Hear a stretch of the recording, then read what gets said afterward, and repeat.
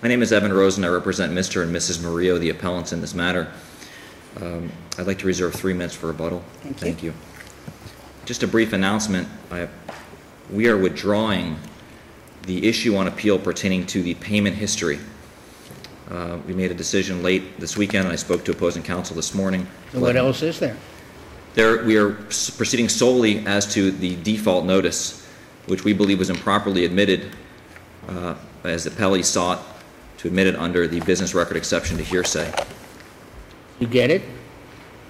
Did you get it? Did my client get the acceleration notice? Yes. I don't know that, Your Honor.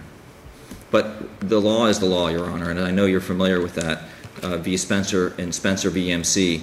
And in this case, there are 4 prongs that need to be met in order for a record to come into evidence to support that which is otherwise hearsay, which is that out-of-court statement, the letter. It seems you denied receiving, I guess you denied receiving the letter. We denied that it was sent or prepared pursuant to paragraph 22 of the mortgage, correct, and we specifically and with particularity denied it in our affirmative defenses with 2 specific affirmative defenses. And what good faith basis did you have for making that statement? What good faith basis did you have for raising that defense? The good faith basis was twofold. First of all, the contents of the letter, which were in Spanish, which we had translated, did not meet all of the 6 things that need to be stated in the paragraph 22. You didn't say that. We said it didn't meet the specific requirements of paragraph 22. The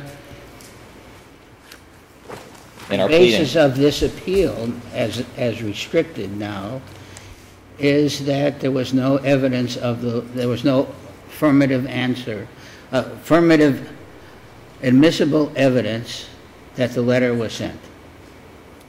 Correct? No, the basis of this appeal is that it was admitted into evidence improperly.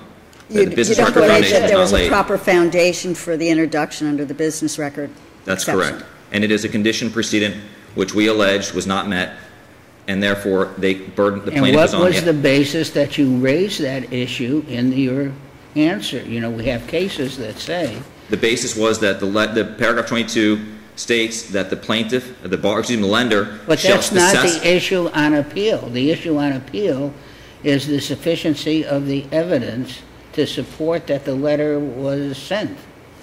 Did you get the letter? The issue on appeal. Did you get the letter? I don't know that, Your Honor, because the issue on your client, was there evidence? The evidence was that the letter was sent. You say it was inadmissible evidence, right? There's no, the evidence that it was sent is another issue. The acceleration letter, the evidence of that business record is that a acceleration was made under the mortgage, and that a letter was prepared. Whether it was sent is another matter that can be testified to. The appellee's witness did say it was sent. I didn't challenge it. She may or may not have had personal knowledge of that. But the issue on appeal is that that letter came in to prove up a condition precedent which we denied. Did you object to it? I objected to the letter, of course, and I objected on the foundation of why we're here today, that it was improper business record. And as well, I objected to the fact that it was in Spanish. We're not here on that issue necessarily. That's a sub-issue within the It would appear that your appeal focuses on one element of the business record exception. Is that correct? Actually, 2. Well, it would appear from reading it that there's no question that there was testimony that the record was made at or near the time of the event, which is the first prong. And the third prong, that it's kept in the regular course of the business activity. You're not disputing that. Correct. And the fourth prong, that it's the regular practice of the business to keep such records, you're not really disputing that. We are. But that seems fairly clear from the testimony. It seems that your real objection is that there was no specific testimony that this record was made by a person with knowledge of the events. Information made by a person with knowledge or transmitted by a person with knowledge, or from information transmitted by a person with knowledge. Correct. But we don't concede that it was made. The testimony was that it was in the customary format, which customary format that it was kept. And kept, we agree under the statute, is the same as maintained. Made is a different story. And there was no evidence whatsoever as to how this was made. This witness is testifying as a litigation alleged vice president of Bank of America.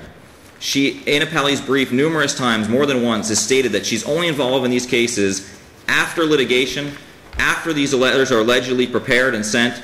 There was no foundation raised other than the attempted parroting, in our opinion, of 2 of 4 prongs which were missed. And therefore the letter came in. Without that letter, the plaintiff cannot prevail as an express condition precedent. And therefore we felt as though it was harmful error and worthy of this appeal, as the business record exception and evidentiary standards are foundations of the law, as a evidence code is. And this letter was deficient, the testimony as the letter was deficient. The statute's clear. Yisrael v. State, the Sentinel Florida Supreme Court case that interprets this, says, in emphasizing the word strict in italics in the opinion, that strict compliance is required when evidence comes in under a statutory exception to hearsay. Furthermore, the witness did not demonstrate that she was a records custodian. She did not demonstrate that she was an otherwise qualified witness. Yeah, she's not required to be a records custodian. Correct. She's the assistant vice president of the mortgage resolution services for the bank, and she testified that she has daily involvement as a supervisor regarding all of the loans serviced and owned by the bank. Doesn't that make her a person with knowledge? She did not testify to that, Your Honor. She testified that she uses computers daily, and the word supervision never left her lips in the record. Never once uttered. Did you object on that basis? I did object that no foundation was laid. My objection was clear. Did you say something about the word supervisor never left her lips? Your Honor, I don't know. Did you? No. And I don't know that I would need to. Well, that's for us to decide. Of course. The issue is that there is a very clear 4-pronged test, which was not followed. And what we're left with is a witness that's not a record custodian, not involved in making records or keeping records either directly or in any way in a supervisory capacity. Let me ask you this, which I am sure you will say is totally irrelevant.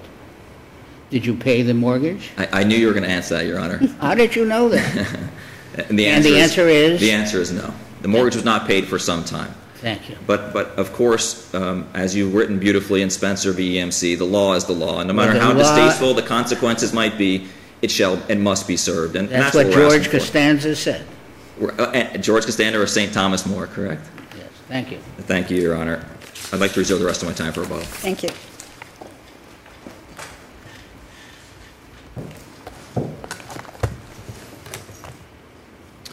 Good morning, Your Honors. Good morning. May it please the Court, Morgan Weinstein on behalf of Appellee.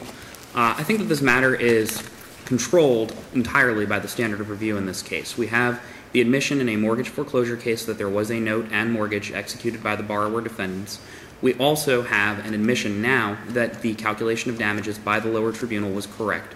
The only issue that we have concerns the admission of one piece of evidence, which is within the sound discretion of the court to the lower tribunal to have admitted. Now, the question becomes whether that meets the specific requirements of the business records exception. But before we get to that question, there's something that comes before it, which is whether there was a proper objection that preserved that ruling, or a proper objection that preserved appellant's right to continue on this path. Now, at the lower tribunal level, the appellant, when discussing the notice of acceleration, did not object based upon lack of foundation under prongs 2 and 4 of the business records exception. That's in terms of the notice of acceleration. If you look at the transcript, what you'll find is that in discussing the payment history, appellant made that objection. Appellant objected based upon the lack of foundation and specifically stated that the client or the appellee did not touch upon the question of knowledge, of whether it was made by or from a person transmitted by a person with knowledge. And the trial court in that instance directed the appellee to ask questions related to that prong, which the appellee then did. In terms of the notice of acceleration, that never happened. Appellant only objected on the basis that the notice of acceleration was prepared in Spanish and therefore was inadmissible because Ms. Chapman could not testify to that basis. Ms. Chapman, on her part, testified that she had seen the form numerous times, both in English and in Spanish, and further testified that there was a procedure for the bank to prepare those forms in Spanish. She has testified 4,863 times to this precise issue in the courts of Miami-Dade County. If you've researched the fact that it's 4,083 times, you've done a better job of that than I have. I know that she's done it numerous times. It may be 3. But counting all her counterparts, it is 4,383. Yes, Your Honor. She's very familiar with the processes of the bank in preparing these notices of acceleration. She's very familiar with the decision to prepare the notice of acceleration in English or in Spanish. She's very familiar with what the form looks like in Spanish, even if she can't read Spanish fluently, because she's seen the exact same form with the exact same words numerous times. And further, the objection based upon the fact that the form is in Spanish was brought under the incorrect statute. The objection at the lower tribunal that the form is in Spanish was brought under the statute for the admissibility of evidence via testimony when a person could not understand the English language. It wasn't brought under any statute that dealt with the admission of documents which were originally prepared in Spanish, as the lower tribunal pointed out. And there's been no appeal, there's been no point by appellant based upon this fact in this tribunal. And I must admit, this presents a bit of a moving target for me, because at the trial level, the question was whether the form was in Spanish and not whether the proper foundation was laid under the business records exception pursuant to prongs 2 and 4. In the initial brief, prongs 2 and 4 were all that were discussed by appellant, and there was one line about the fact that the form was prepared in Spanish. And in the reply brief, we get just a triad of, or a diatribe about the fact that the form was prepared in Spanish. And I don't think that that presents a fair argument. What happened at the lower tribunal is very simple. There was an objection based upon the fact that the form was in Spanish. It didn't go to prongs 2 and 4.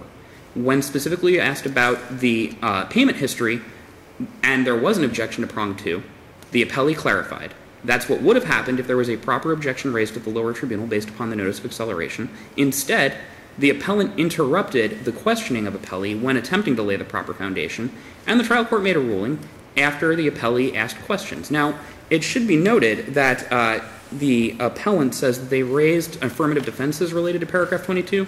As has been pointed out in the answer brief of appellee, the trial court specifically denied appellant's motion to amend its answer in affirmative defenses and said that instead, appellant could bring forth testimony at trial and present evidence in terms of its affirmative defenses. It elected, the appellants elected not to appear. The borrowers elected not to appear and did not state that they didn't receive the notice of acceleration, didn't state that the notice of acceleration was in any way improper or didn't inform them because it was in Spanish, and didn't state anything about the notice of acceleration. It should also be noted that the appellant is claiming that he objected. They say they raised an affirmative defense, and they did not. If they did, as he says, they would have to present proof of that. Yes, that's correct, Your Honor. Not. That's correct, Your Honor. I would also point out that even if an objection was raised as to foundation, the case that we cite, Jackson v. State, and there are two Jackson v. States, this would be the 1999 Jackson v. State case, says that raising an objection as to lack of foundation or improper predicate is not a specific enough objection under the hearsay rule anyway, under the business records exception anyway. He would actually have to speak to one of the two prongs that he claims that the client violated. And if you look back at the record... Do you think you finished beating the equine involved in this case? Yes, Your Honor. Alive or dead? Yes, Your Honor. Thank you. Thank you.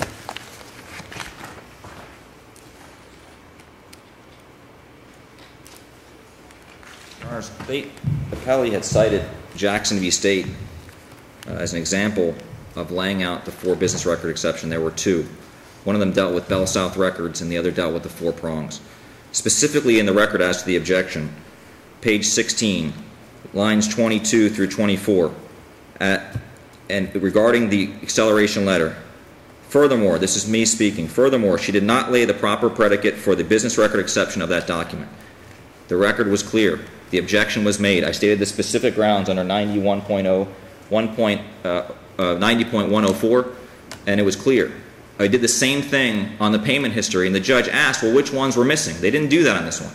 And I don't believe it's my job to help the appellee present their case. When the judge asked me what was missing on the one on the payment history, I gave the specifics. He didn't ask me to do that, and I didn't. I did give a specific grounds to the objection that meets 9104. I didn't just object, and I talked about business records in that.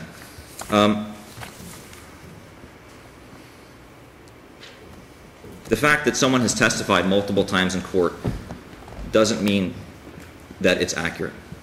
Doesn't mean that she's had training. It just means that she's testified in court numerous times. And regarding our affirmative defenses, the trial court and appellee did not review this record carefully. There was a complaint by David Stern's office. There was a pro se answer. And the relevance of that fact? I'm just saying the record. It was a defective complaint. you're only supposed to say what's relevant to the proceeding. There was... And the fact that it was filed by David Stern or Adolf Hitler doesn't make any difference, does it? Fair enough, Your Honor. There was an initial complaint. There was a pro se answer. There was an amended complaint. We responded to the amended complaint. Prior to trial, we then sought to amend our response to the amended complaint. But our amended complaint, our answer to the amended complaint, lays out the two affirmative defenses and denies that all conditions precedent were met. So when he talks about that there was an order that only allowed our affirmative defenses, that's not accurate, because there was a proper answer that was filed timely to their amended complaint, which raised those issues. And whether or not the letter was received is not the issue. That's a separate issue, an evidentiary issue. Thank you for telling us that. The issue is whether or not it's been admitted under the law into the record as a proper hearsay exception. And the issue is whether there should be a new trial or a judgment for the defendant in this case. That is the issue for the court's determination. Thank you, Your Honor. And we're asking, since that we have asked in our brief, excuse me, that there has been harmful error. The appellee has not addressed this in its briefs or in its oral argument. That without this letter, the plaintiff cannot prevail, and therefore the error is harmful. It has been uncontested, and therefore reversal is proper. Thank you. Thank you very much.